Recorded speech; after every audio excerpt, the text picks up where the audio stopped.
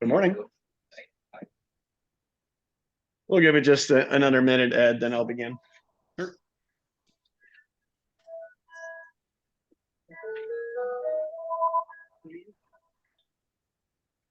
Hello, is this Dr. Benson's office? This is Who was that? Marty? Hey, Marty, just be sure to mute yourself, please. I just You did? Okay, thanks. Great. All right. Good morning, everybody. How are you today? Thanks for coming. So today's discussion is on the Sitzer-Burnett versus the National Association of Realtors lawsuit. It's a class action antitrust lawsuit filed in the federal court in Missouri. The plaintiff class includes home sellers in Missouri who sold their properties between April 29th, 2015 and June 30th, 2022 using one of four local multiple listing services, where commission was offered from the listing agent to the buyer's agent. In 2019, the plaintiffs sued NAR and four large brokerages, Anywhere Real Estate, which is formerly Realogy, that's us, RE/MAX, Keller Williams Realty, and Home Services of America. Plaintiffs claim that the defendants conspired to keep real estate commission rates high in violation of antitrust law and NAR's cooperative compensation rule, caused the sellers to pay too much in real estate commissions. On October 31st, 2023, after an 11-day trial, the jury decided against the defendants and issued a verdict of nearly $1.8 billion. This amount could be tripled to more than $5 billion. The case is not over because NAR, Keller Williams, and Home Services of America have stated they will appeal. The two other defendants, Anywhere Real Estate and RE/MAX, settled before the trial. So today we do have a guest speaker. Now let me tell you a little bit about him. He is Vice President and General Counsel of CRMLS, where he directly oversees the compliance, licensing, and legal departments. With over 30 years of real estate experience, he has a strong and diversified career portfolio, combining legal, real estate, and business expertise. He has served as a director for the California Association of Realtors and has been on several committees for associations of both the state and local level. He currently serves on the National Association of Realtors MLS Policy Committee and the Professional Standards Committee for Tennessee. He has also experienced as a mediator and arbitrator for the American Arbitration Association. Please welcome Ed Zorn. Ed, thank you very much for coming today. Great. Thank you, Richard. I appreciate the opportunity to come and to share on such an important topic.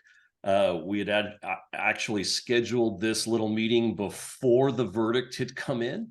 So there's a little bit more meat to talk about. I think that was a great summary kind of the case and what happened. And what I'm going to do today here with our time together is I'm going to share with you a little bit about the lawsuit, what's happening with the lawsuit, and what some next steps are going to be, and what you as individual agents can do, what you should be planning on doing, and honestly, some good opportunities that are in front of you with these potential changes.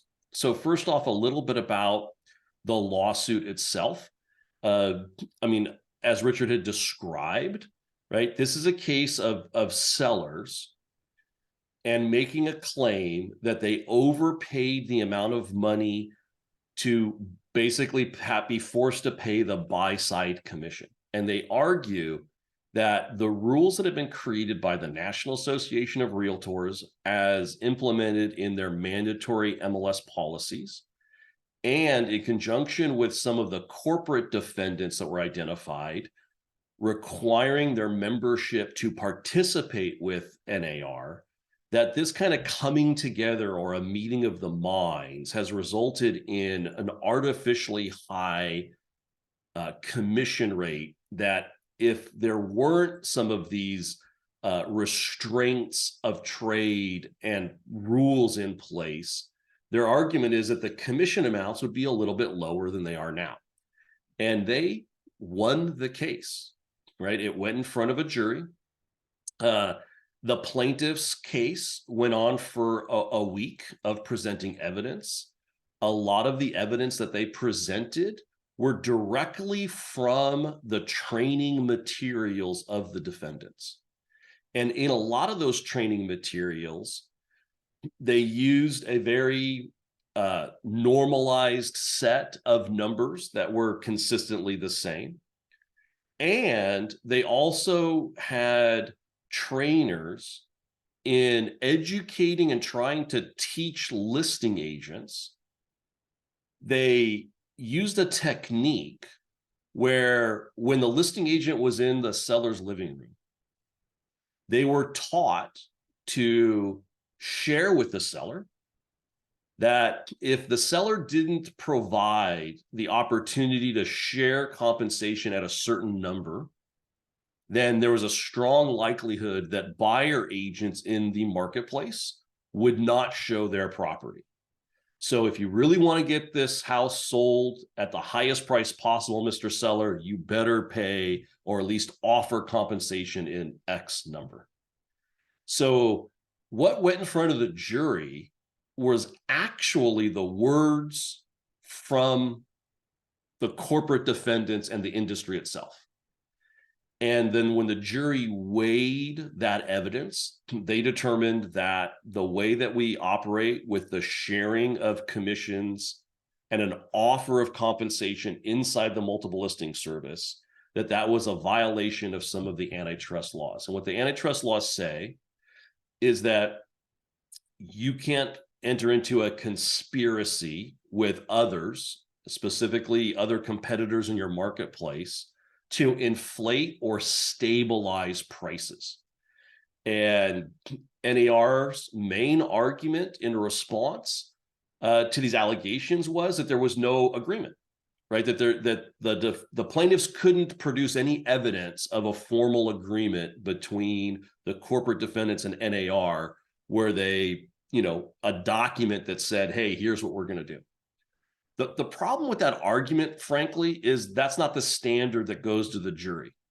In fact, what the jury instructions said is that a conspiracy is an agreement or an understanding between two or more persons to raise, stabilize, or maintain prices in the market in which those members compete with each other.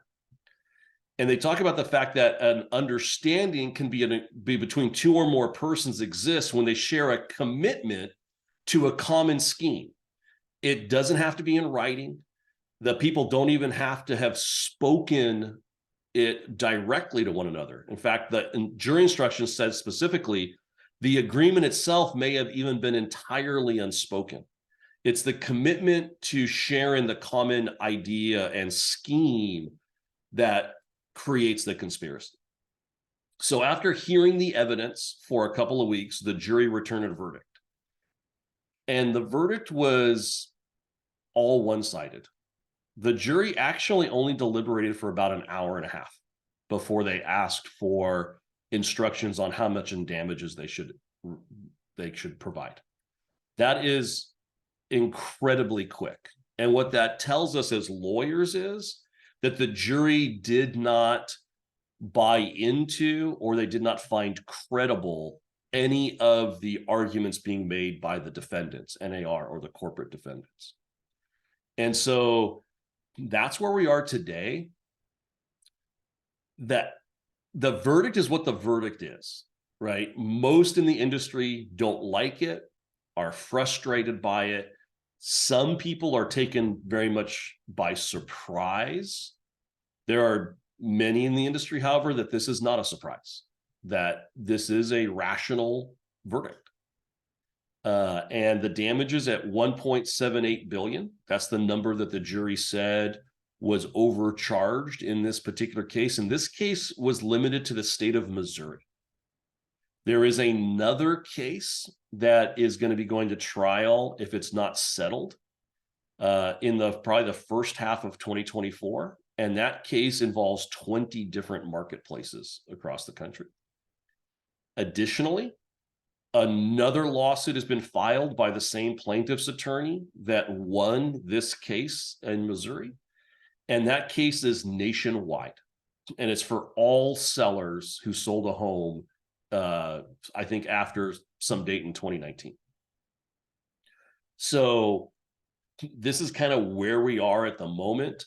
Some things that are going to be happening next. there are still more work for this judge in this case to do. There's been kind of a little break in the case, which is very normal. So after you have a trial, the jury comes in with their verdict. Remember, people flew in from all over the country and have spent 2 weeks in Missouri trying this case.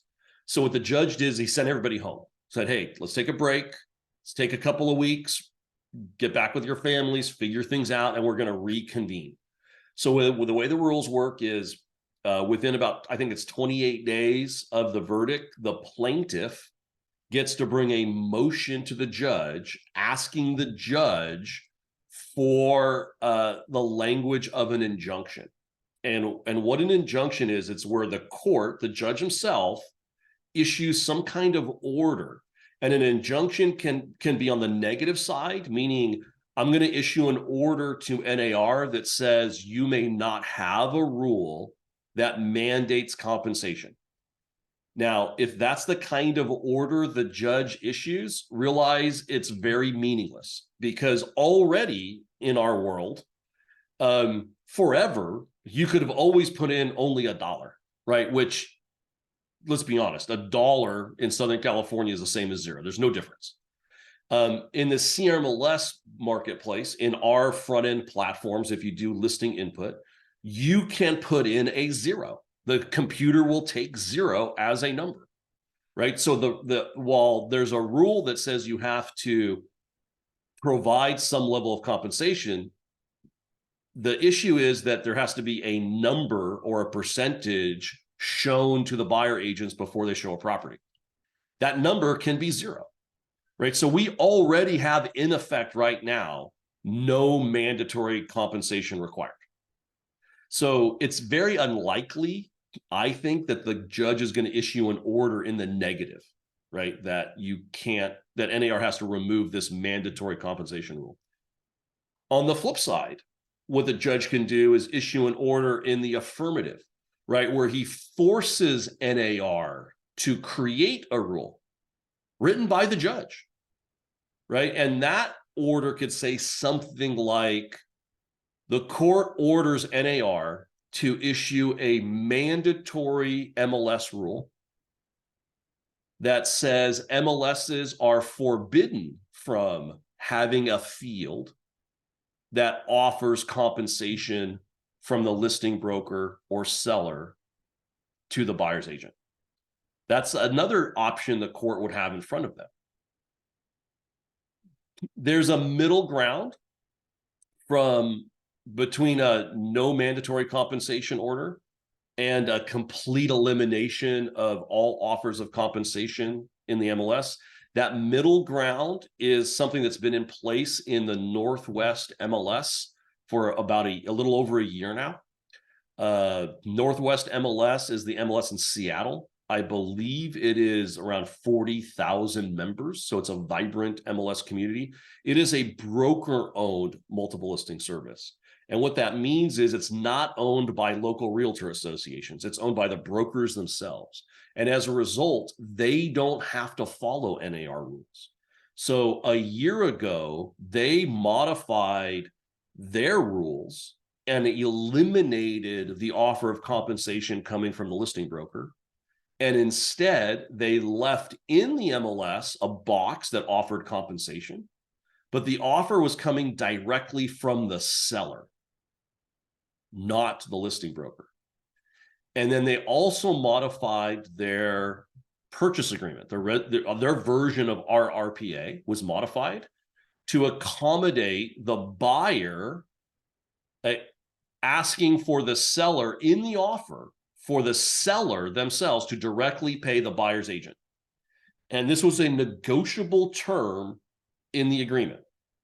And the idea is the buyer now could participate in negotiating the fee that the buyer agent was going to get in the contract with the seller, so that both sides would have an opportunity to negotiate a better commission for themselves rather than being stuck with what a listing agent and the seller decided the buyer agent fee should be. So it's a step up in ability to negotiate and transparency. That was the idea. What we know, though, is that very little has changed. There has been very minimal changing of the levels of compensation in Seattle over the last year. And the Department of Justice, who's been investigating this area now for a good almost five years now, they've been investigating this issue. And we know that they are going to interject in another case that's pending right now, and that's in the Boston area of Massachusetts. It's called NoSelect versus PIN MLS. And PIN MLS, like Northwest MLS, is also a broker-owned MLS. It is not subject to the NAR rules, but they had a mandatory compensation rule just like all the NAR MLSs had. They got sued on the exact same basis of the lawsuit that was just resolved, but MLS PIN settled that case. And in settling the case, they were agreeing to change their rule to, in essence, adopt the Northwest MLS model, where there would still be an offer of compensation in the MLS, but that offer came from the seller. The Department of Justice has interjected into that case, objecting. And we're fairly certain now, through some backdoor channels and just even some of the filings of the Department of Justice, that the Department of Justice is not satisfied with the seller being the one making the offer of compensation. Their mentality at the DOJ is there should be no exchanging of compensation and no offer of compensation in the MLS. And the reason they believe that is that they believe it results in steering. They believe that if you make any kind of offer to a buyer's agent to pay the buyer's agent, the buyer agent would be incentivized to take the buyer to properties that get the buyer agent more money rather than taking the buyer to the properties that are the best for the buyer. And guys, as an industry, we do not get to dispute that argument. And why do we not get to dispute that argument? Because in court, there was testimony over and over from training materials of large corporate entities that argued exactly that fact. Okay. Now, I'm a believer that there's not a lot of steering that goes on because I represent a lot of buyers.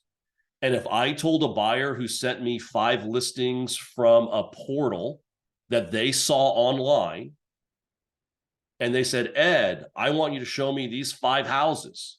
And I came back to them and said, well, house number 3, I just don't think you're going to like it. I know it's in the perfect location and it's the exact size and your wife loves the kitchen and you think it's got a great garage, but I just don't think you're going to like it. So we won't go see it, right? What's going to happen to that buyer? They have all kinds of choices to go to some other agent who will show them the house, right? So we all know in the industry that this idea of steering is not very practical in the real world. However, we don't get to make that argument anymore because we're training agents out there that you're supposed to tell the seller there's lots of steering going on, and that's why they need to keep that commission on the buy side high, right? So as a result, that's the position the Department of Justice is taking.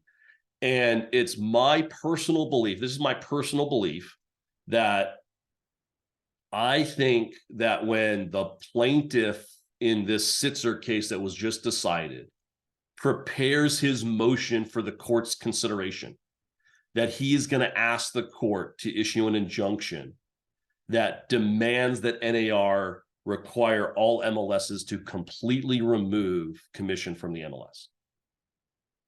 I do believe that is our future. I can tell you at the CRMLS level, we have been hoping all along and supportive of NAR and the defenses in this case. That's what we've always hoped. But both Art Carter, our CEO, and myself have been on record for years saying we hope for a good outcome, but CRMLS is absolutely preparing for a world in the future where there's no compensation in the MLS. And I believe we are going to be there here within the next 6 months. And so CRMLS is ready for this. We anticipated it, and some level, so did CAR. So let me deal a little bit about the issues with appeal, because you're hearing a lot out there that NAR is just going to appeal and this is going to be another 3 or 4 years until this is decided and nothing will change. That's partly true. There will be an appeal.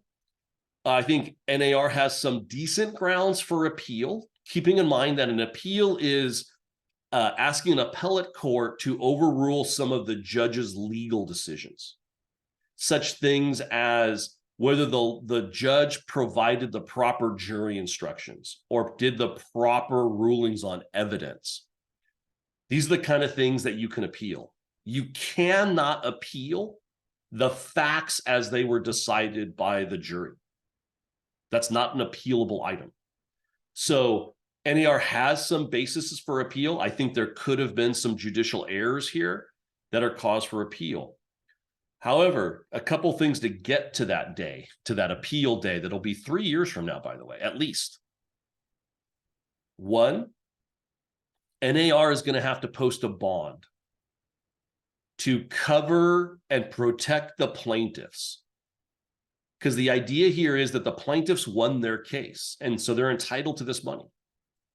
And if you're going to wait for the plaintiffs to get the money for 3 or 4 or 5 years from now, that the plaintiffs should have an easy path to get money or a large portion of the money they're owed if the appeal doesn't work.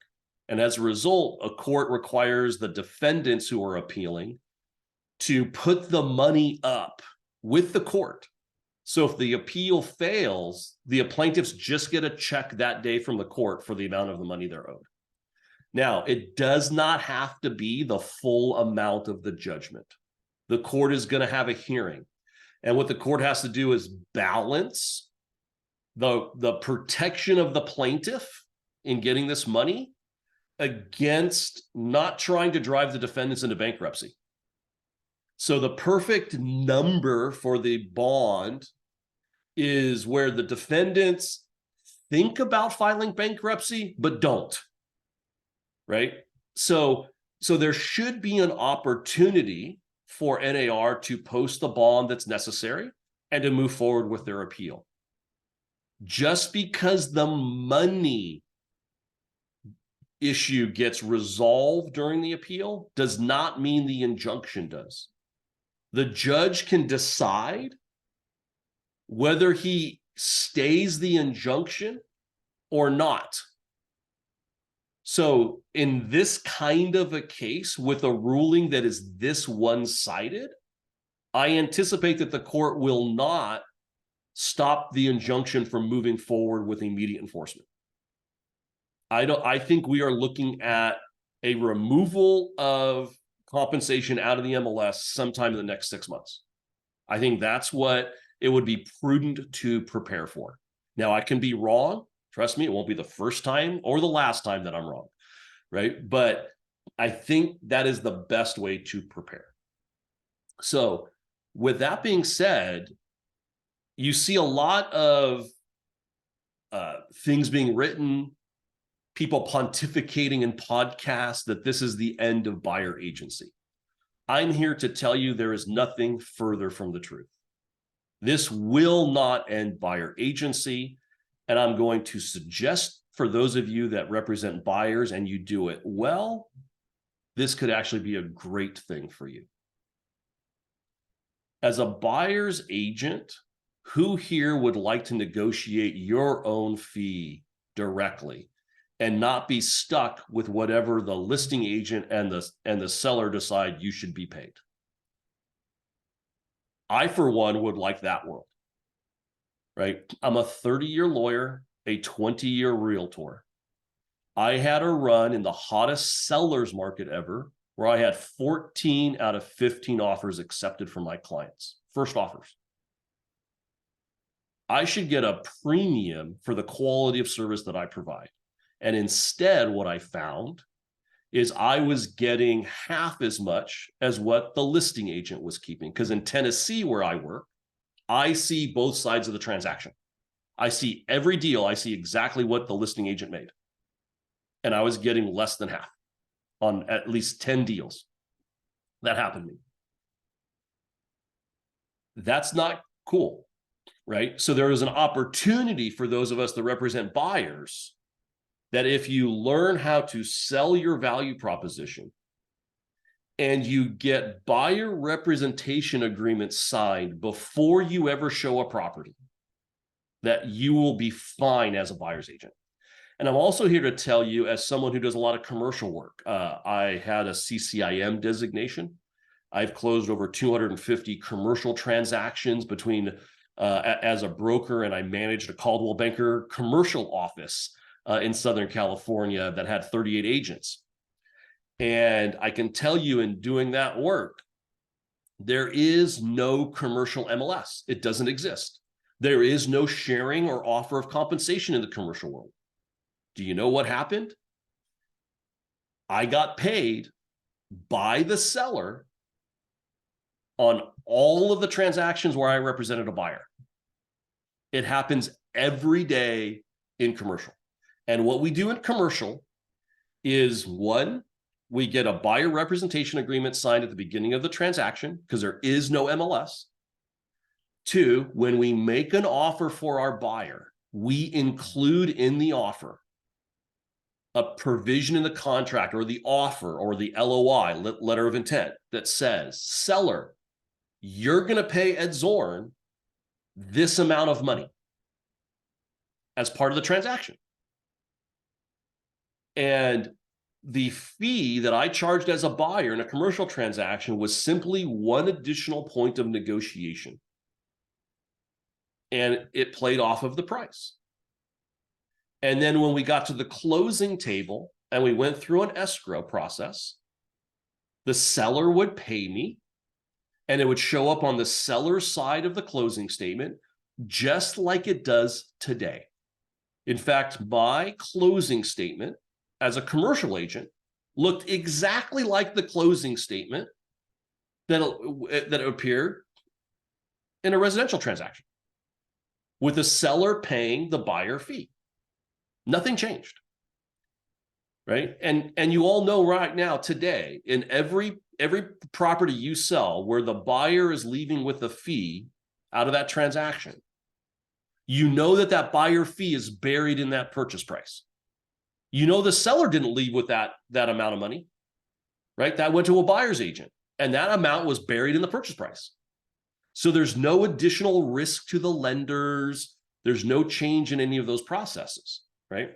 It's what's going to need to change is how we interact and negotiate the deal. And honestly, CAR has done an excellent job in preparing for this already. There's already a form that CAR has created. It's called the CAR Seller Payment to Buyer's Broker, SPBB. It's already there. It was formed a year ago.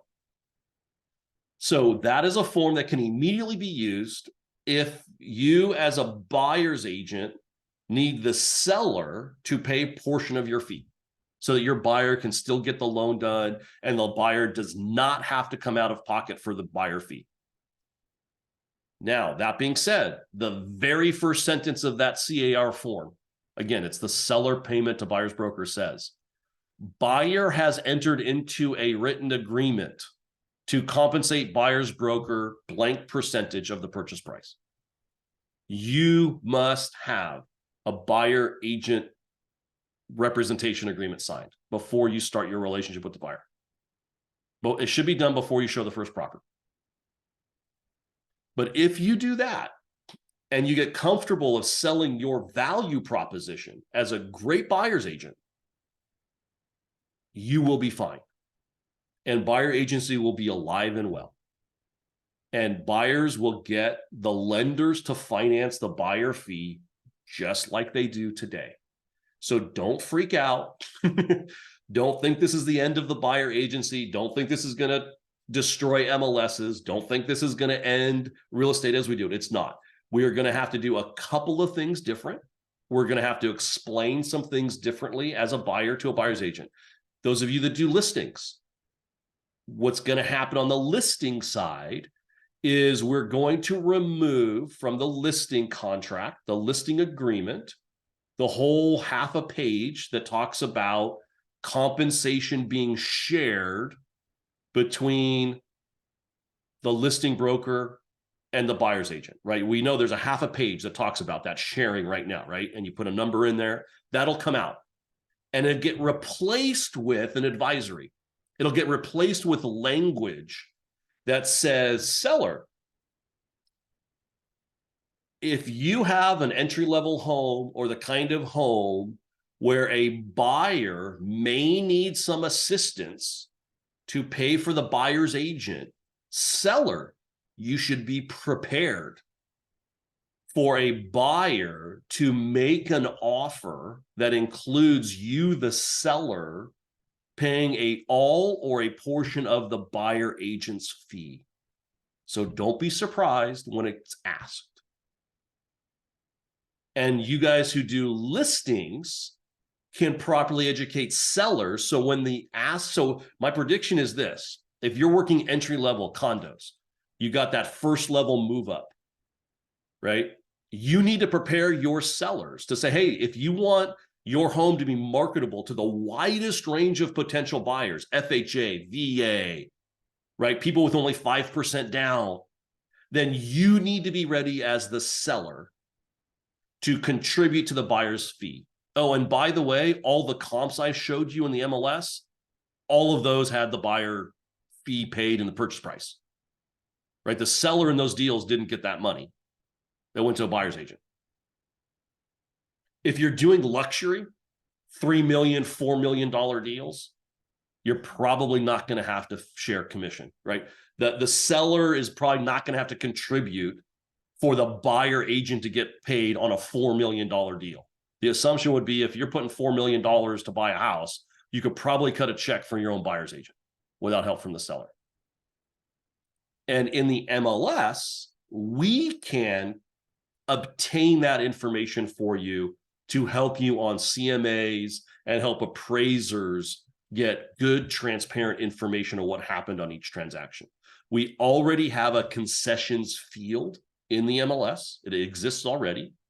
We are currently talking to brokers and agents around the CRMLS marketplace to give us suggestions and recommendations about policies and rules around concessions so that we can mandate that if the seller did give a concession, that be reported to the MLS so that other agents can see those concessions and then properly adjust the values of the properties.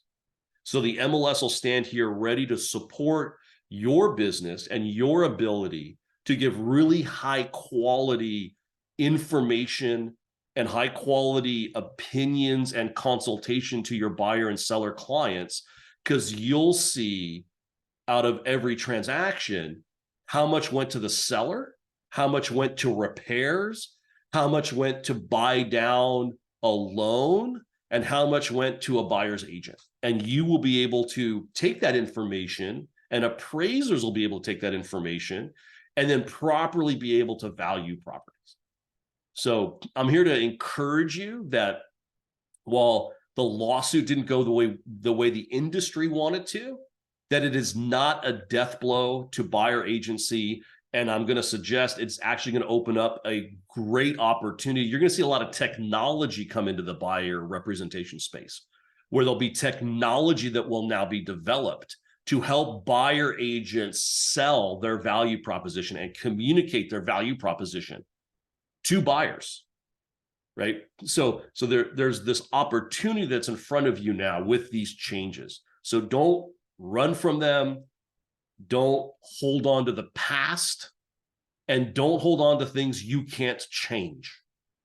It's time to move forward and to seize the opportunities that are out in front of you. And with that, I've been rambling on for more than a half hour, which I'm good at doing. And so why don't I be quiet for a bit, and I'd love to see what you guys have as far as questions and how I can help answer some of the questions and thoughts you guys have. So I guess back to you, Richard.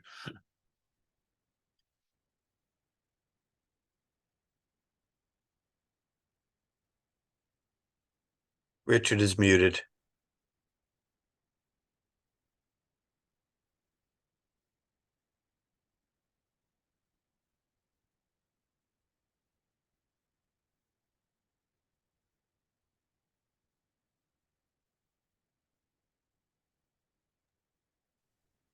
Okay, everybody's as quiet as can be. A quick question. Go ahead. In a market like Irvine, I think that does this not actually hurt the buyers more than help the buyers in this case? I mean, in my opinion, it seems like the more aggressive buyers here will just come in and say, I'll release all contingencies, I'll take care of the buyer fee, and it just one-ups another buyer that wouldn't be able to pay their own. Well, it's going to hurt the buyer. It very well may. I think there are those buyers that can pay their fees, and then those that can't. A VA buyer, for example, I don't think they're permitted to even pay the commissions. So But that exists today, though, guys. What you're describing is a world that already exists. If I'm an all cash buyer and I make an offer to you as the seller that says, I'm an all cash buyer, I'm an investor, and by the way, I used to work with a lot of investors, so we do this all the time, right? I will pay all of the seller's closing costs. My buyer agent will take no commission, and seller that will get you the most money. That exists today. That offer can be made. So that's not changing anything just because the rules are a little different. That's today. That already exists. So Ed, in everything that you described, you talked about the buyer representation agreement. It almost seems as if that's going to be a mandatory aspect when working with the buyer at this point. I think it is. I can tell you that CRMLS, again, part of our understanding of where the world's going. Art Carter, our CEO, is just excellent at, he likes to use this analogy, right? He's pushing CRMLS to go where the puck is going. So the old Wayne Gretzky quote, why is Wayne Gretzky so great? Because he goes to where the puck is going, not to where it is now. And that's exactly what Art Carter's been doing in leading CRMLS. We've been ready for this. And when I say ready for this, CRMLS proposed to NAR. Well, actually, let me take it back. 2.5 years ago, CRMLS proposed to the California Association of Realtors a request that they work with NAR and that they make buyer representation agreements mandatory in the state of California. Now, CAR took that to their transaction committee, their legislative committee. They decided that it was too risky to implement some kind of legislation mandating that. And so they passed on that opportunity.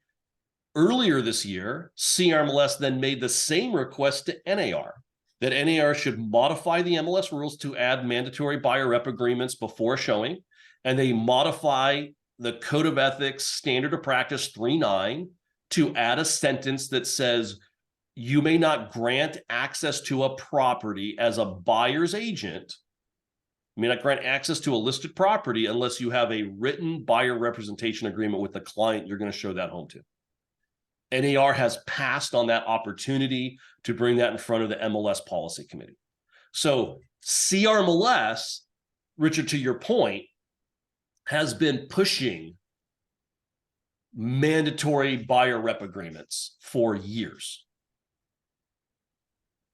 to help you. Because let's be honest, everybody here, I'm assuming your lawyers, right? Your broker, it may even be in a policy handbook you have that you're going to enter into a buyer rep agreement. But what's the one reason you guys don't enter into buyer rep agreements when you represent a buyer? Why do you not do it? We don't even want to have the discussion. You don't want to have the discussion, but I will fill in the blank. Okay. What I hear is the only reason that people don't enter into a buyer rep agreement is my competitor doesn't do it. And if I require the buyer to sign documents committing to something, and my competitor is not required to do that, then I am going to lose my potential client to a competitor that makes that road easier for the client, even though it's not good for the client. So let's eliminate that objection. And we can eliminate that objection as an industry by making it a mandatory MLS rule and by putting it into the Code of Ethics. We don't need to wait for legislation to do it. But as an industry, we've decided we don't want to do that. Sounds like it's forthcoming, though. I hope it is. I'm going to a meeting next week. And I don't see it on the agenda yet. but I hope think it's level the whole playing field if it was mandatory that everybody obtain a buyer representation agreement, because just as you pointed out, someone may choose to work with another agent that's not forcing them to enter into a buyer representation agreement. correct. But if that was the standard for all of us, Yes, we if would it's remove the single biggest barrier to wide adoption of buyer representation agreements, which, by the way, would be great for the consumer, right? The consumer should have this conversation. Someone buying a house should have the conversation about what's this going to cost me? How are the fees going to work? What services are you going to provide to me in exchange for what fee? All of that should happen before you ever walk into the first house. Did somebody have a question? Can the buyer sign multiple buyer agreements with different agents? So the question was, can a buyer sign multiple representation agreements? We're only going to enter into an exclusive representation agreement. That would be my approach. Why would we allow them to choose multiple agents as we proceed? So can I answer it a little differently? Oh, sure. I used go to do this ahead. in California. I always had a buyer rep agreement signed when I worked in California. I would do the non-exclusive. I was never afraid to sign a non-exclusive. I did the non-exclusive because I was up against competitors who did nothing. So my argument was, hey, this agreement's non-exclusive. I'm a great agent. The moment you start working for me, you're never going to want to go to anybody else. But if you and I don't click, if we don't communicate appropriately, then I want you to go to someone else who's better than me. But here's the deal with the non-exclusive. If I introduce you to a property, if I go show a property to you, and then that's the property you want to buy, you agree to use me. Now, if there's another area that I'll be honest with you, I do this here where I am in Tennessee. I have an area that I work, but because I represent people coming from California, their area that they're looking at is sometimes much wider. They're maybe looking at Nashville and Chattanooga, and I'm in Knoxville. So if you want to work in Knoxville, you can work with me. But if you're going to go buy a property or consider Nashville or Chattanooga, you need to go hire somebody over there. So I'll do a non-exclusive and let them go to another agent. So this is now just different business models and different mechanisms, but I've always been very comfortable with a non-exclusive agreement because the non-exclusive agreement still protects me for properties that I work with the buyer on. I still get paid. That's what the non-exclusive does. Now, if they go to somebody else and go to a completely different property that I have nothing to do with, then I don't want a commission from them, honestly. I want them to go to someone else who's better than me. The procuring cost would go away. No, procuring cost doesn't necessarily go away. Actually, Those guidelines here, I'm number 2. I got strike 2 here. Go ahead, Ed. No problem. Yeah, procuring cause as far as the MLS probably goes away. Because here, what is procuring cause, right? It's the fight between two different agents of who should get the commission that was offered by the listing broker. Well, if there's no offer from the listing broker, what are you fighting over? Right? If you have a written agreement directly with your buyer, that's the agreement that dictates the buyer paying you. Now, I think what'll happen is procuring cause as you know it will be modified, where I think as realtor associations and and I sit on the pro standards committee, so I've done this, I've been in arbitrations. I think the nature of those bodies will change so as to accommodate this new way of doing business. And so are some aspects of procuring cause going to be maintained? Yes, probably. But the nature of how that's going to work will have to be modified because there is no pot of money sitting in there from the listing broker. The pot of money would need to come from the buyer. Sounds like it's tough to collect. Julia, you had a question? How are we gonna deal with Zillow, Redfin, or stuff like that when our listings going on their open platform and they being advertised when buyer who doesn't have an agent yet looking at those properties, he's probably assuming by requesting the showing, he's gonna be looking with a listing agent. But he's gonna get whoever is sign up for showing, and then if he needs to sign representation agreement, we don't know if that person will sign for that particular property or exclusive, and then he look with God knows who. All right, were you able to hear that, Ed? I was. Yeah, the question there was really about the portals. And if a buyer is introduced to a property through a portal and then clicks the button to be introduced to that agent, what you just described is exactly what happens today. The risk you just discussed is exactly what happens today. There's no change, right? Today, a buyer who doesn't know anything about real estate goes to a portal and looks at a property and hits the contact agent button.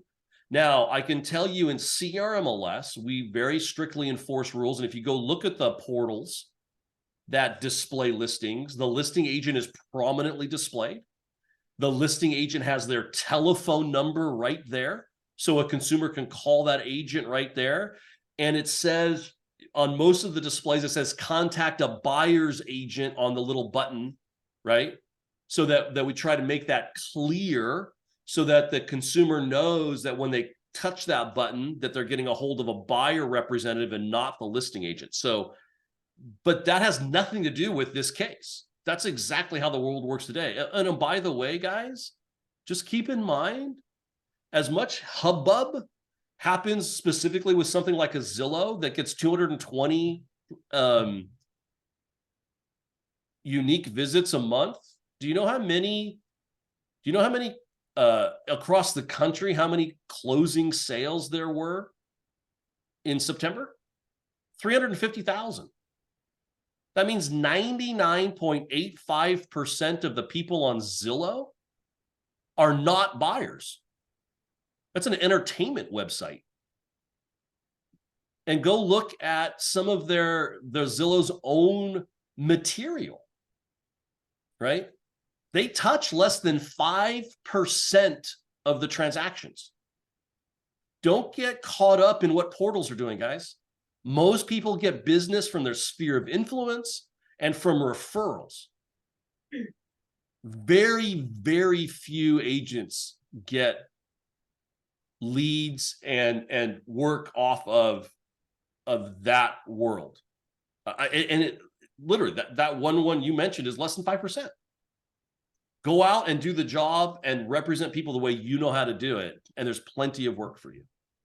And I think in regards to these portals, for the most part, most agents pay to have their picture and their phone number showing, and seller or buyers tend to believe they're speaking to the listing agent. For the most part, they're not when they're making that initial inquiry or when a lead comes through. So I don't know if it's going to be any different for anyone who's shopping for a property.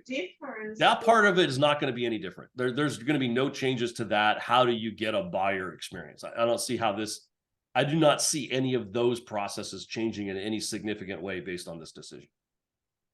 I think the difference would be that if the buyer just start looking, he end up locking himself with that,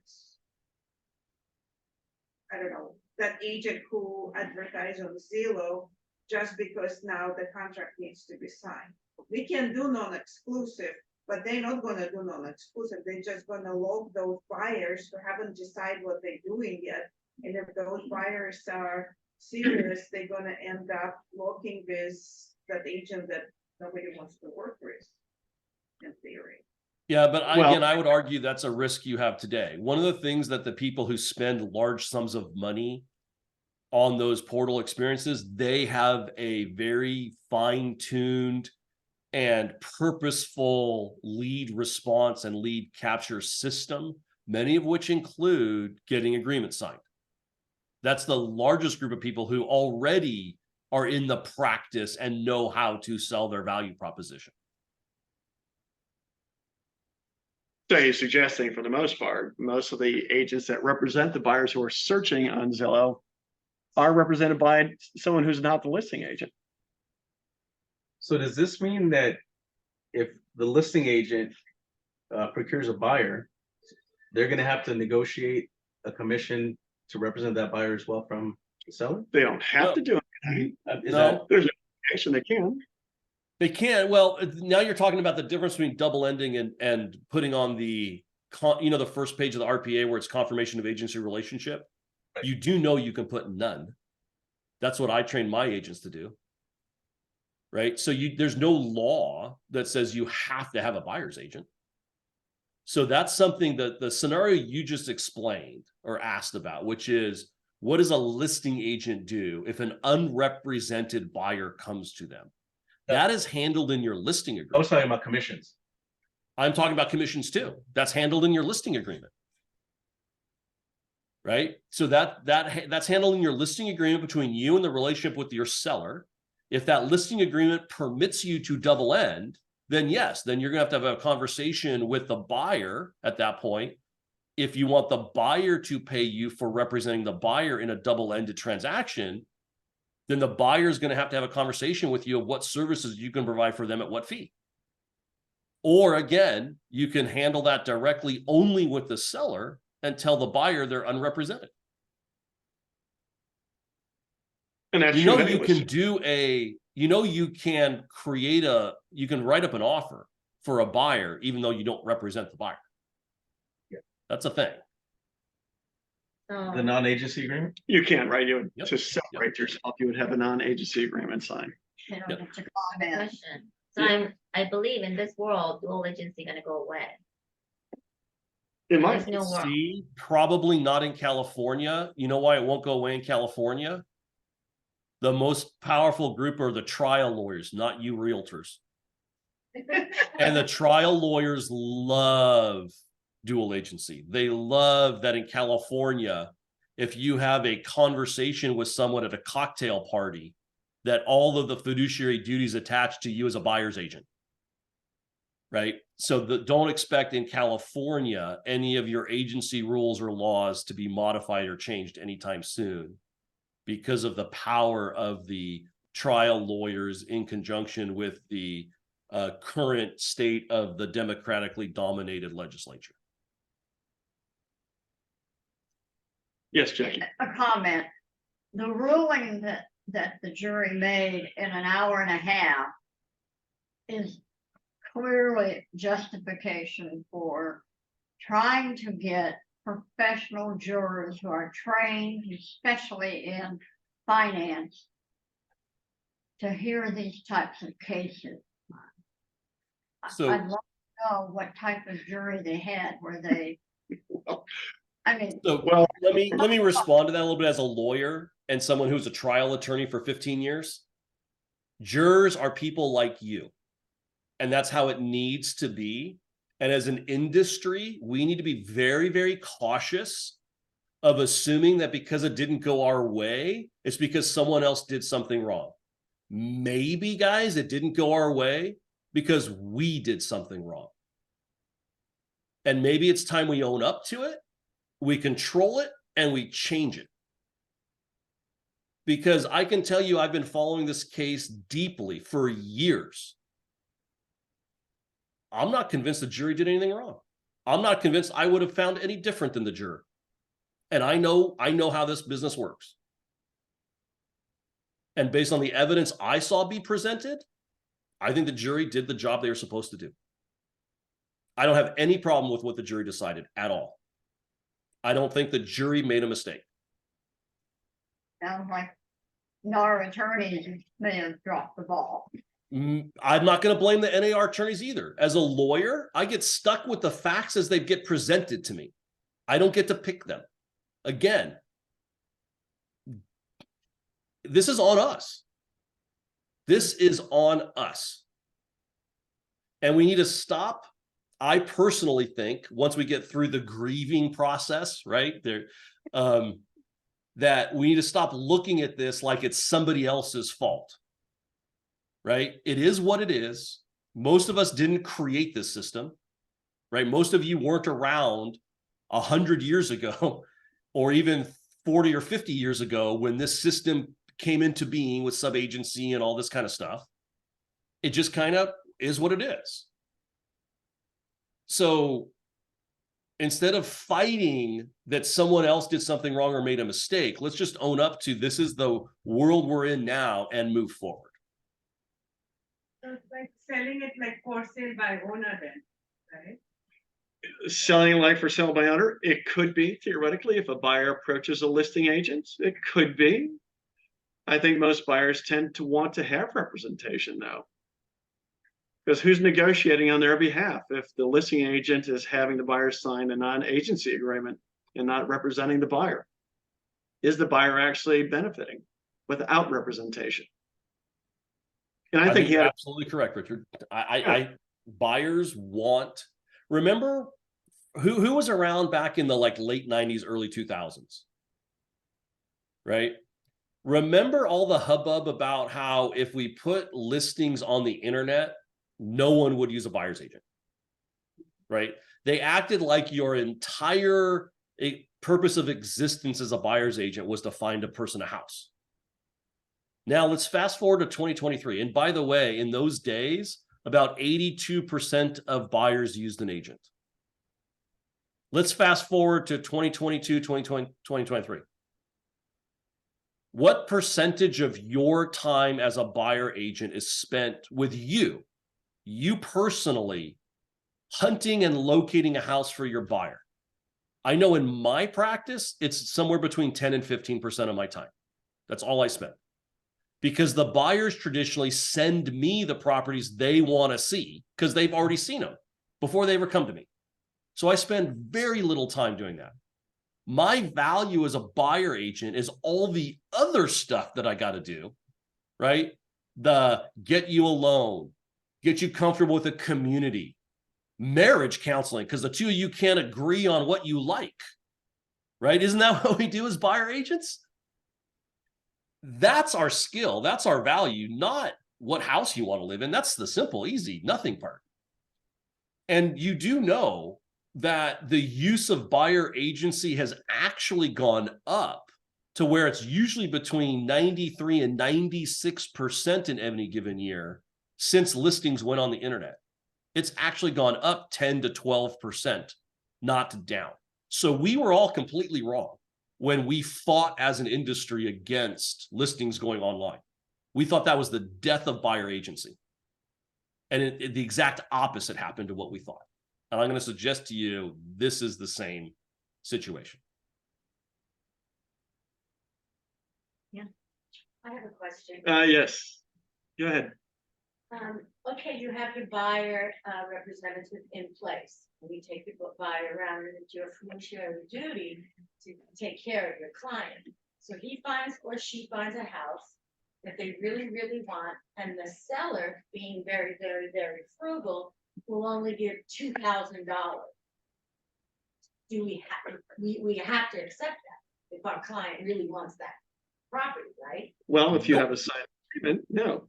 Not at all. Nope. So here's what's going to happen. So what I want to know is where's the listing agent for that seller? Because if let's say it's an entry-level condo and the seller's going to say, hey, there's no scenario where I'm going to pay more than $2,000 to anybody. Hey, that's fine. You can do that. You do realize you just greatly shrunk the ability for someone to buy your house. Dude, that's on you now as a seller. And that's on the listing agent to explain that. Hey, if you're not going to contribute when you have an entry-level home to help the buyer's agent get paid, then I'm telling you, you're going to get 50% or 60% fewer offers. Because the buyer is signing an agreement to pay their agent an amount that the buyer and the buyer's agent agreed to. The buyer's agent doesn't have to reduce that. So you know what's going to happen? It's called competition. If I'm a seller in the same condo project, I'm going to offer I'm going to be willing to adjust my price, because that's the other thing you do, right? If you got a seller who says, well, nope, I don't want to spend more than $2,000, fine. Then my offer is going to be your price plus my fee. I'm just going to add it to the purchase price. Anyone here ever do a home for sale by owner deal representing a buyer? I do them all the time. I've done 4 in the last 3 years. That's exactly what I do. I go to the seller. I say, hey, you pay me nothing. I'm getting paid by the buyer. And I can do that, by the way, because I have a buyer rep agreement signed. So the buyer's going to pay me. I'll give you an exact case. That's why this is not antitrust, because this is a factually true instance. $500,000 for sale by owner property. It was a 5-acre little gentleman farm here in Tennessee. And for sale by owner, my client was agreeing to pay me 2%. I was getting 10 grand. 2 weeks into the escrow, I walk into the seller and I say, hey, my buyer's interested in financing the $10,000 they're going to pay me as part of their loan. Can we bump the price to $510 and show my fee coming on your side of the transaction? Seller's response, oh, sure. What does it matter to me? I got the same exact, I'm getting the same exact dollars out of it anyway. What does it matter? And we did the deal at $510. Seller paid me the fee. That's what's going to happen, guys. That's exactly what's going to happen, is you're simply going to adjust the sales price if you have a seller who doesn't want to pay. And why do I know that? It's exactly what we do in commercial. I've done dozens and dozens of transactions where that was exactly the case, where in the first offer, the seller said, no, I'm not paying the buyer's agent. And we countered, and we simply increased the price of the property to cover the fee, and then the deal went through. It's all that's going to happen. I have a question. What's that? I want to know if that number can be like, for example, we sign a buyer agency agreement for like 2.5%. Can we go, when we find a place, ask for more or less? So let me ask you a question. And this is okay amongst you guys to talk about this, by the way, Richard, right? Because you guys are a single brokerage firm, right? Yes. Okay. So there's no antitrust rules applying to you guys as a group, because the broker sets commissions. Okay. So I can talk numbers. My first question to you is, why would you do that to your buyer? The whole point of what all the consumer advocates are saying is, agents, stop screwing your clients. If you have a conversation with your buyer before you start, and you and the buyer say, I'm going to work as an agent for you at 2.5%, then that's the number. Why would you change that? Well, because it's a property that is much harder to sell, or was much more work you did. Like, for example, a buyer didn't buy a property within the first 3 months, and you worked 2 years to sell on a house. So then put that in your contract. Do a 3-year deal at 2%. I mean, do a 3-month deal at 2%, and then say, hey, if I'm going to work with you beyond that, we're going to have to renegotiate my fee. yeah, That's what the consumer advocates want, right? They want you negotiating with the buyer, because that's the person paying the fee. yeah, that's fair, because this is how I work. I represent a lot of buyers, and depends on how much time and energy and work I put in, that's how I charge them. And that's fair. No, that's legit. You could, so think of how this opens up, guys. Think about you as a buyer's agent. Hey, I'm going to go show you, I'm going to do it for 2%. And we're going to go see 10 properties. If we go see an 11th property, I go to 2.25. We see a 15th property, I'm at 2.5. Right? And for that, I'm going to make 3 offers. We go to a 4th offer, it goes up. Right? You now have the freedom to tailor your rate of what you charge based on the time that you put in. You didn't have that freedom before. This is a cool opportunity to think about how you can represent buyers in a way that matches the time you put in. But you're always limited to whatever you put on that representation agreement. That's what an agreement is. You bet.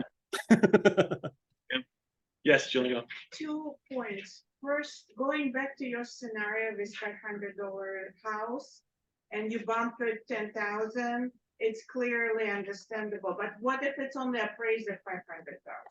That's the risk. That's the risk. Yeah, and that's the risk the seller takes as well. Right? But I'm going to tell you guys right now, every single comp you see on the MLS right now has the buyer agent fee in it. And the appraisers know that. They're not stupid. They know if there was an offer of compensation at 2.5% in the MLS and the homes, or 2%, let's say 2% offer of compensation in the MLS and the home sold for 500,000, every appraiser knows that the seller gave up 10 grand of that price and the house really sold for 490. So what you're describing already exists. Yeah, commissions are not considered concessions also. Correct. When the property is being appraised. And Comment two? yeah, in the past, how I used to work, especially with the past clients, I educated them that you don't see what they getting compensated, but I'll disclose it to you. And if it's over like 2% or 2.5%, I'll give you a credit, but if it's under, I would want you to compensate me back to that number. Correct. That's the proper way to do it. And that's exactly what the existing buyer representation agreement says. It's exactly that. That's exactly how buyer representation agreements work. The buyer agrees to pay you a certain amount. If you get under that amount from the listing broker or the seller, then the buyer has to pay the difference. If you get more than that, you rebate it to the buyer. Yeah, the current representation agreement also specifies we're supposed to be disclosing the compensation that's being offered. So that's going to be another material change to the representation agreement as we go along here also. Well, that's your duty, guys. That's your duty under the law and the code. You better be telling your buyer every dollar you're making. That's been your duty for decades. It's already showing everywhere. Well, it wasn't as clear as now when having a buyer representation agreement. The requirement is to provide them with the actual commission or compensation before you show the property. And you'll be doing that anyways with a revised compensation agreement because you'll have negotiated your fee in advance. Absolutely. It makes your duty under the law and the code of ethics way easier. I think the hard part is just going to be the perception from the buyer when you're having them sign that representation agreement.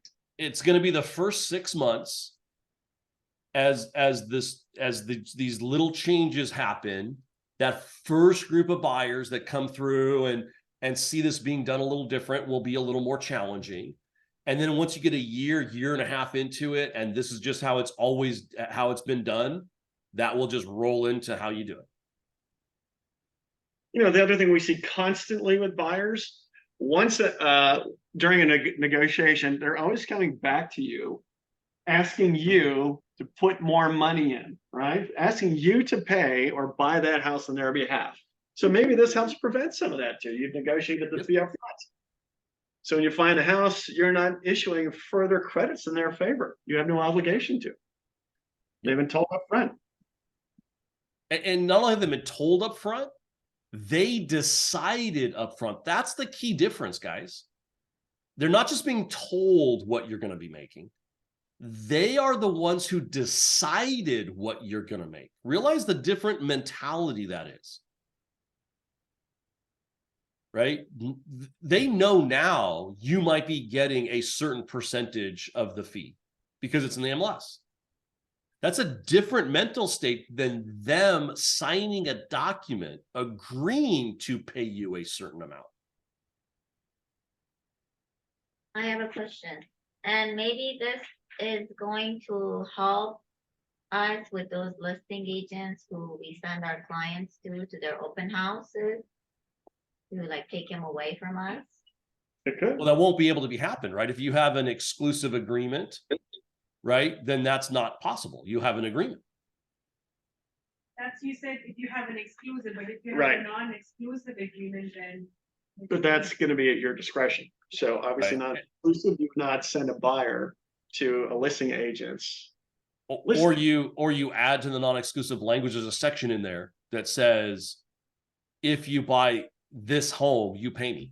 So if I said, hey, I locate and I think it's a good idea on Sunday afternoon for you to go look at these 3 open houses, I would simply say, I'm going to send you an addendum to our non-exclusive, and I'm going to list those 3 properties where you're going to agree to use me as your agent on those 3 properties. That's kind of impossible. Yeah, they're gonna be like, I'm not gonna practical, sign you that. know, because it's not gonna happen. You can't, Honestly, if they walk from me, I don't want to work with them. yeah, I understand, but that's not gonna happen. We need to be practical. This is not, doesn't make sense. Who does that?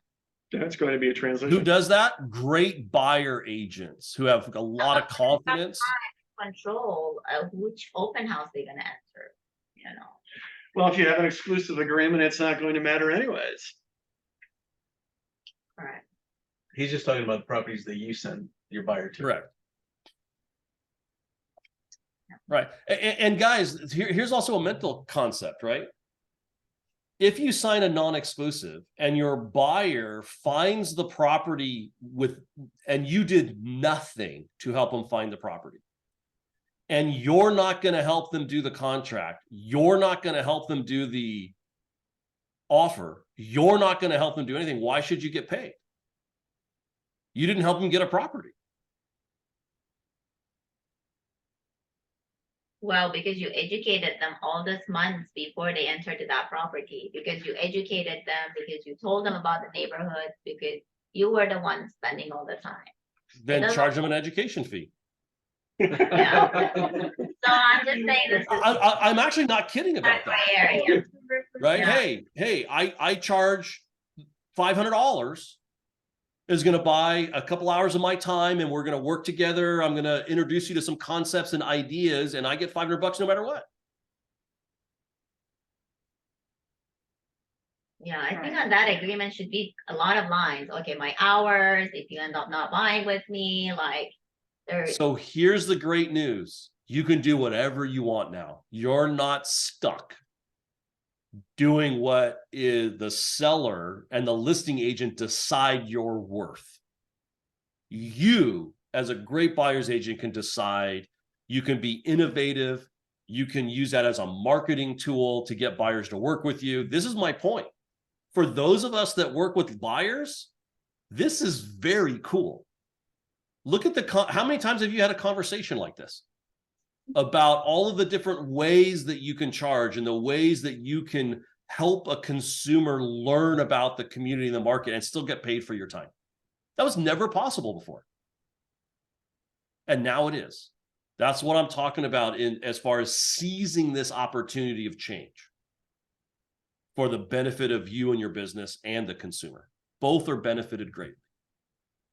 Hey, Ed, if and when the change takes place in California, is CER going to put out a press release or anything just to kind of let people know what's going on? The general Oh, public? definitely. CER is already putting a lot of information out there with what we know.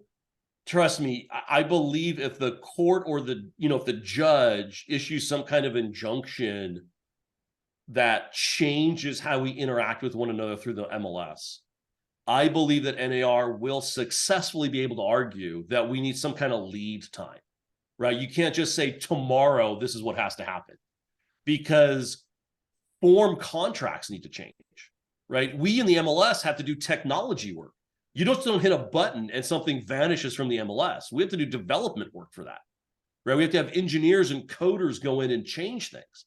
So there's also this issue with existing deals, with existing contracts, right? You can't just snap your fingers and have all those contracts disappear. So there automatically is going to have to be some kind of lead time. I predict something like at least 3 months, more realistically like 6 months, to let the industry accommodate whatever order the judge might issue.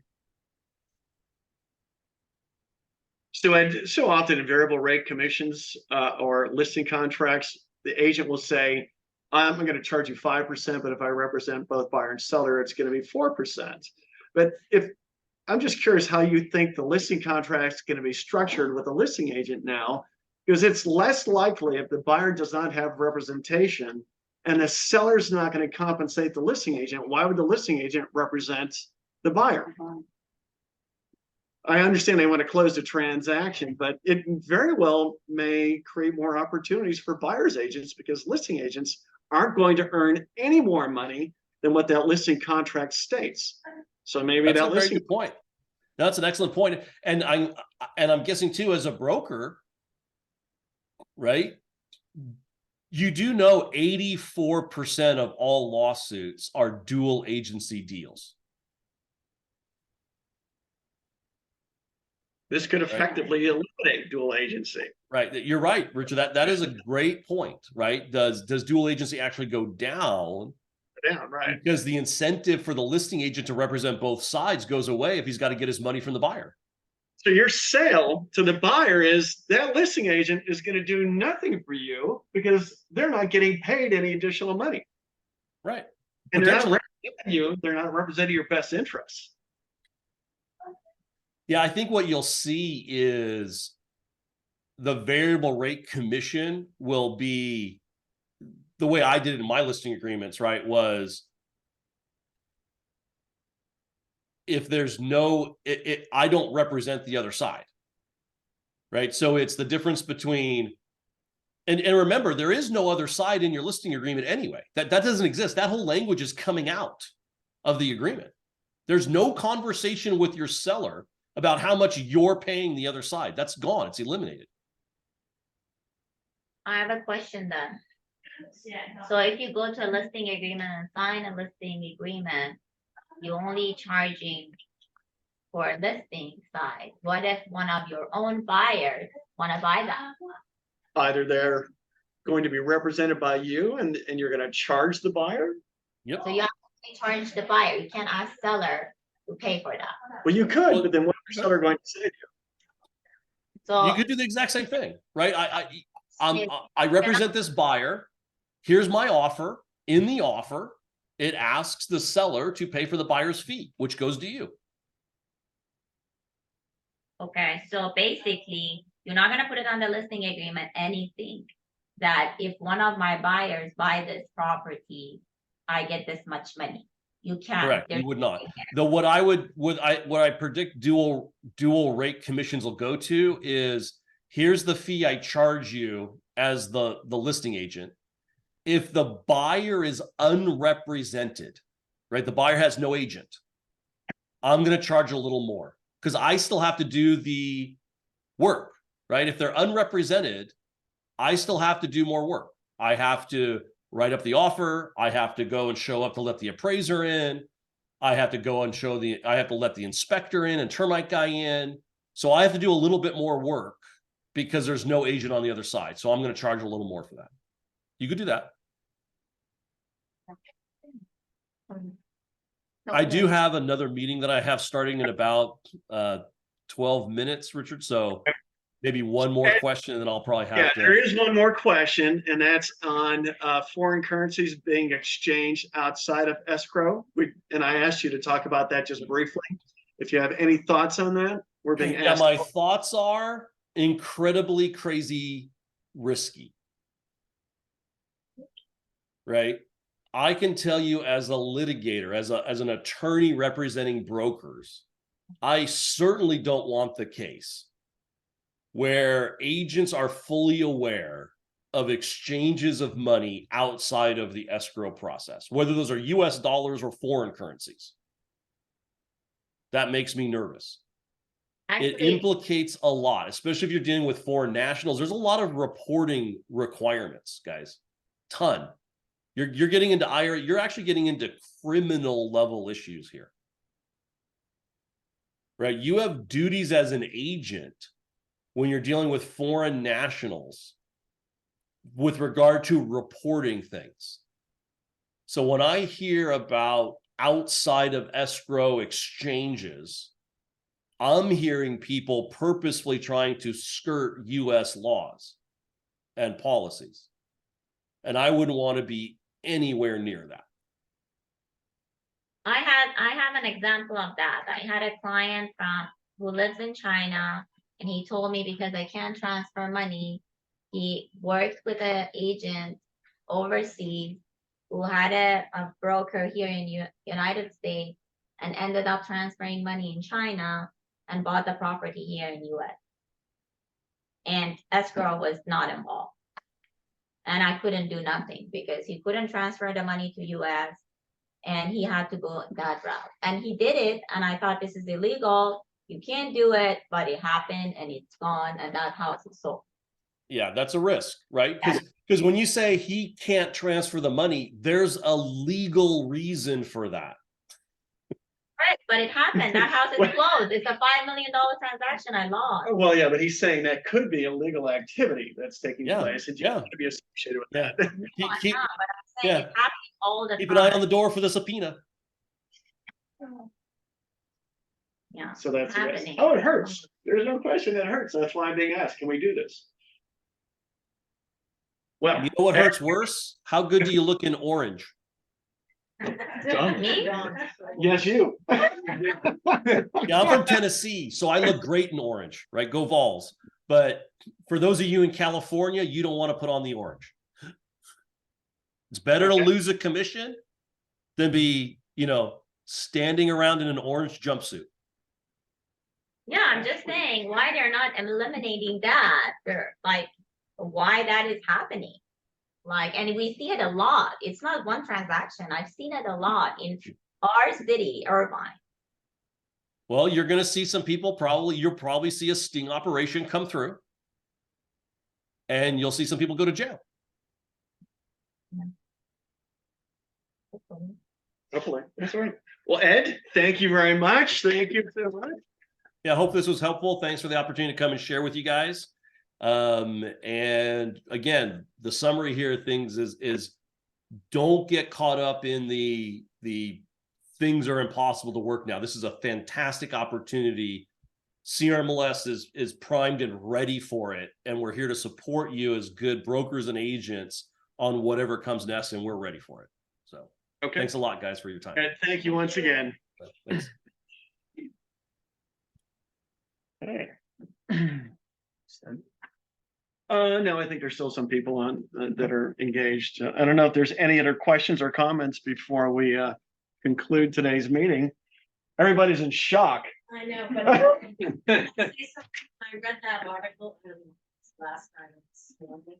I was driving up from Dana Point and I was like, another thing in this world. But he did an excellent job in explaining it and making me feel a lot more comfortable about that article, because the article was just horrible. Yes, and I agree with them. I think that the offer of compensation on the MLS is going to go away. You get him the next day, I'm impressed. I did this before already. Wasn't just next day, right? Probably about 8 or 10 days ago, knowing that it was going into this direction. So as a matter of fact, as a compliment, right? Also, he asked if we could send him today's recording because they want to now disperse this and make it available to all other ceremonies. Yeah, you're going to be a star. Because I gave him permission to not edit anything out, right? Show me, right? Well, it didn't show you. It's too bad. You look good. Here, let's get you on camera, right? So does everybody understand the orange shirt analogy? You're going to go to prison if you engage in that, quite possibly. That's what he's suggesting. I know it's painful. We have had a number of people that have come in here and asked me, can we engage in these activities? And then Mary's here with us. Is lawyer's title, for example, going to ensure a transaction in which that's taking place? Not if we're aware of it. Now, if you're aware of it. Yeah, So now, But it here we is are. Right, fraud. Because we're not notifying the title insurer that this is taking place. So it's fraudulent activity. they have like, they have websites, platforms, advertising that actually saying, we're gonna do the transfer of the money. Don't worry, you're gonna buy the property. Right. Yes. Yeah, actually, And it- WeChat, now, what I've heard, people that read WeChat, I don't know how to read it, but they're telling me now they're changing the language on WeChat to make it more subversive and hide what they're doing, as a matter of fact, because now I think there's more recognition that this is a real problem of doing something Yeah, like I that. have the addresses. I have numerous addresses. Can you give me on it. those addresses? Because Yeah. CRMLS asked me for addresses. And I will send it to them. I'll provide you with. Yes, yes, because there's quite a few, as a matter of So fact. crazy. It's like happening. So hopefully, sooner than later, they come up with something, aside from us not participating in it, but for the people that are, that there is some sort of a measure that lets them know, no, this can't be done. Yes, Cause we're competing with them. we're right? competing with that. You've got listings that are being sold much higher because the dollars are being exchanged elsewhere. Yes, because So they're the inflating the buyers are- values also, right? Exactly. Right, and we've seen that. I mean, you see that especially in Irvine with the track homes. It's like, okay, why did this one sell at 2 million and this one sold at 2.2 in 5 days? We know why. Yeah, know, we it's know only a exactly small- why, there's nothing we can do. It's really just a small percentage of those transactions that are real money laundering or fraudulent. It's the Chinese government imposing a restriction on how much they're allowed to move out of the country for a year. There's a $50,000 cap. Yes, Yeah, yes. yeah. And so But most it of that money is good money. It's just that they're having to work with exchanging and doing all sorts of bizarre, very creative ways to Right. exchange the money. Still, Yeah. still it's It illegal. just doesn't justify what's taking place, right? That's, It's that's the illegal issue. if the transaction takes place outside of escrow. It takes outside of escrow, Right. yes, in another currency. But because And- like if you're going through financing like me and my wife did, she's Chinese, we have money in China and the US. We had to make sure that money was seasoned funds, right? Right, And you have to wait on 3 months. 3 months and that money laundered money is clean now. I mean, it's kind of. yeah, and Irvine, with it being such low inventory, so little transaction, the percentage of those transactions are actually pretty astounding. Because it's we don't crazy, have yeah. 700 homes closing in a month, you know? We It's don't. just small numbers of percentage wise. So send me the information, I'll send it to them and I'll promote that they report that to the DOJ or to the FBI. And we want a level playing field. So these all these lawsuits are fees gonna go on? Well, that's a good question. NAR's claiming no. I don't believe it for a moment. Especially if it's gonna be, well, it'll be interesting to see how it's split. Fortunately, Anywhere, which is owns Coldwell Banker, did settle, so that's the good news. Ideally, as an office, we should be protected. As an individual, you shouldn't be concerned about being sued either for the Thank antitrust God we're not violations. with Keller Williams. Yeah, Keller Williams did not settle, so they may be regretting that. They're part, well, in Home Services of America, which is a Berkshire company, did not agree to settle. So let's get Warren to throw in some money, right, to fight this thing. Doing that? Warren Buffett, yeah. He's affected by it also. Okay, any other questions? No? It's not gonna go down, go buy it. It's gonna be- yeah, short it, right? Well, thanks for attending, everybody. It's good to see you. Great meeting. At least we feel